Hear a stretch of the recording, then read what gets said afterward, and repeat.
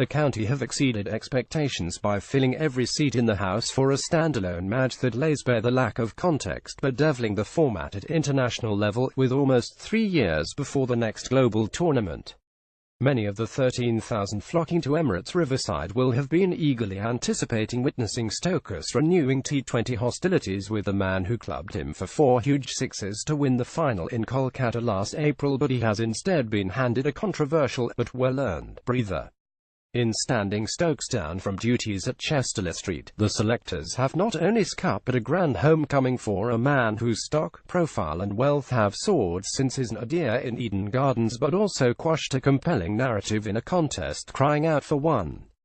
But Morgan understands that the shortest format must play its part in England's long game, particularly with an Australia tour on the horizon. "I can see both sides of it. Of course guys want to see him play," he said. England captain Eoin Morgan, and if there wasn't an injury risk down the line or a huge Ashes tour coming up, potentially he might be able to play. "It's unfortunate it has to be a game at his home ground, but we have to stay strong with the decisions and the plans we have, so down the line we don't regret playing him in a one-off game." The dubliner brushed aside suggestions that Stokes versus Braithwaite represented a seminal moment of sorts, with the pair having already faced off in 50-over cricket since the most famous meeting. "It's nothing to us," he said. "It's a long time ago. Ben has obviously learned a lot since then, become a more senior, more experienced player since then, and HES better for the experience. We played West Indies in March and Ben bowled at Carlos. He got him out in the last game. The same, curiously, cannot emphatically be said about his adversary on the day. Braithwaite may have etched himself into T20 history with his brutal last-over assault, yet while Stokes has become one of the game's great cross-format all-rounders and an Indian Premier League MVP to boot, things have hardly taken off for the big-hitting Bajan.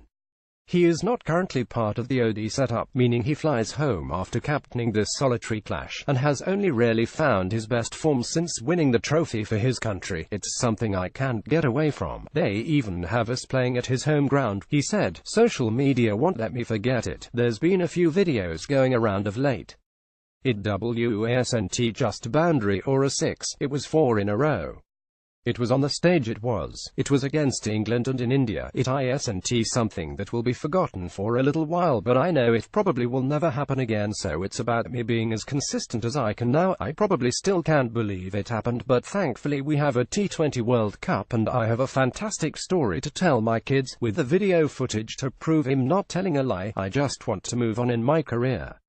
It was a fantastic achievement and I'm privileged I was the one to make it possible, but your career goes on long after that." Jason Roy is expected to open for England, pushing his case for a return to the 50-over side for the first time since being dropped in the Champions Trophy.